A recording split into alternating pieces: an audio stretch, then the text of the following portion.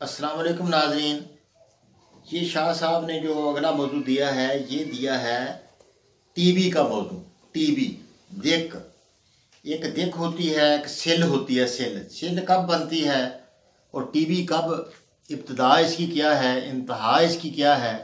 अगर आपने channel subscribe नहीं किया तो वीडियो का बकिया हिस्सा देखने से पहले चैनल सब्सक्राइब कर लें और बेल का आइकन दबाकर नोटिफिकेशन भी ऑन कर लें। टीबी देखो ज़राती तेज़ाबी मसला है।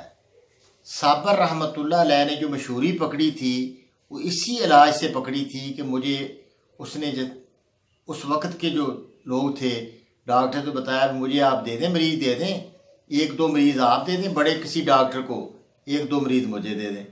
तो उन्होंने फिर इसको बोला कि ये एक तेज़ाबी बीमारी है, एसिड बहुत ज़्यादा है। एसिड पैदा होता है दिल की तहरीक से, खुश्की से एसिड पैदा होता है। एसिड जब दिल में पैदा होता है तो असाबी मादे खुद ब खुद तहरीर हो जाते हैं। देखो उसके कान पतले पतले हो जाते हैं, जिस्म दुबला पतला हो जाता है। कभी मोटे ताज़े बंदे को, 2-2.5 मन बंदे को आप नहीं देखेंगे टीबी देखेंगे बिल्कुल दुबला पतला। वह दुबले पतले होने की वजह से टीबी का बच्चा, वो कहते हैं डॉक्टर भी टीबी हो गया, हालांकि होती नहीं, उनको टीबी कह देते हैं। टीबी की अलामतें ये हैं कि खांसी होती है, एक यानी तेज़ाबी मादे जमा हो जाते हैं। टीबी का टेस्ट भी ESR वगैरह भी बढ़ जाता है। ESR का बढ़ना तेज़ाबी अमल है। तो वो यानी इन सारी चीज़ों को साबर रहमतुल्लाह अलैह ने 6 त्रियाक हमारा देकर, वो आक वाला, आक का दूध 10 ग्राम, हल्दी 150 ग्राम, इसका 6 त्रियाक से इसका इलाज करके दिखाया। हमारा एक मुलाजम था, वो उसका हमने ऑपरेशन करवाना था आँखों का, वो उसको खांसी भी आती रहती थी, इस तरह जैसे पतला सा था वो। मैंने उसको 10-20 दिन के लिए दे दिया हमारा 6 त्रियाक। तो वो डॉक्टर कहने लगे भी ये तो टीबी है, इसको तो हम तो इसका नहीं ऑपरेशन करेंगे। मैंने कहा टेस्ट ले लो। टेस्ट लिया तो ESR उसका 5 निकला। कहता यार इतना ज़बरदस्त रिजल्ट इसका, टीबी तो दूर था कि इसको टीबी नहीं है, वैसे शक्ल इसकी टीबी जैसी है। तो हर पतला बंदा टीबी का मरीज नहीं होता भाई, आप टेस्ट ले लें, उसका ESR वगैरह तेज़ाबी मादे बढ़े हुए हैं तो यकीनन वो टीबी की तरफ जा रहा है। वो देख सिल जब उसके अंदर से खून जारी हो जाए, वो पहले उजलाती असाबी तहरीक खुश्की सर्दी वाली होती है, रतूबतें कम होकर वहाँ ज़ख्म हो जाते हैं, ज़ख्मों से खून निकलता है, फेफड़ों के अंदर भी ज़ख्म हो जाते हैं, तो फिर खून की उल्टियाँ शुरू हो जाती हैं, तो वो सिल हो गई। इलाज वही है कि 6 त्रियाक से रतूबत बढ़ाई जाए। 6 त्रियाक के ये असरात हैं, इसमें दूध, दलिया, खीर, बर्फ़ी, बेकरी, कद्दू, पेठा, टिंडा, मूली, गाजर, शलजम, ये चीज़ें बढ़ा दी जाए खुराक में। 6 नंबर वो एक खुराक दी जाए, 5 नंबर भी खुराक दी जाए, तो इससे इंशाअल्लाह कुछ दिनों में टीबी के रिजल्ट जो है बिल्कुल हो जाते हैं। ESR जो है 1 महीने में जितना भी बड़ा हुआ ESR आप 5 पर ले आ सकते हैं। हमारा 5 मलयन बहुत अच्छा है, 5 मलयन दे दें और 6 त्रियाक दे दें तो देख का ये इलाज है।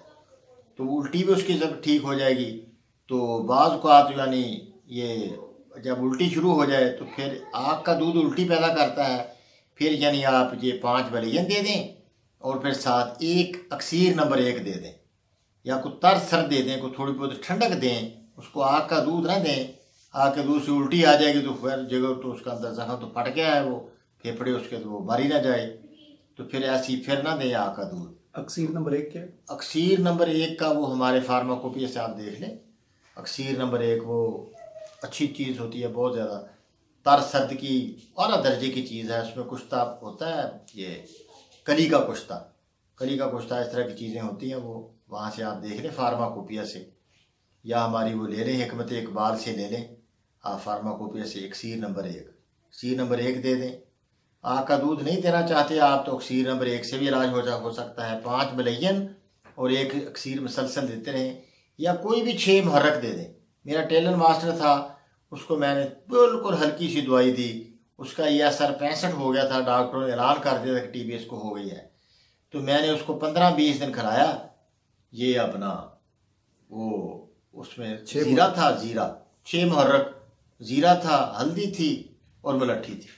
ये मैंने थोड़े सा इतना सा उसको बना कर दिया, आधी चमची सुबह दोपहर शाम खाता रहा। और वो अमरूद वगैरह उसने खाए, केले का मिल्क शेक पिया। तो 15-20 दिन बाद ESR उसका 5 था। वो डॉक्टर ने कहा भी कोई नहीं, आपको तो बिल्कुल भी नहीं टीबी।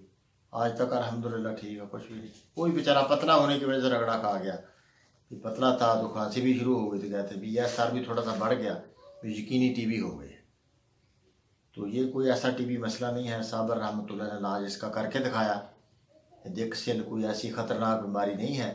कुछ दिन इसको, ये हमारे गांव में एक बच्ची थी, उसको टीबी कह दिया डॉक्टर ने, हालांकि मैदे का मसला था।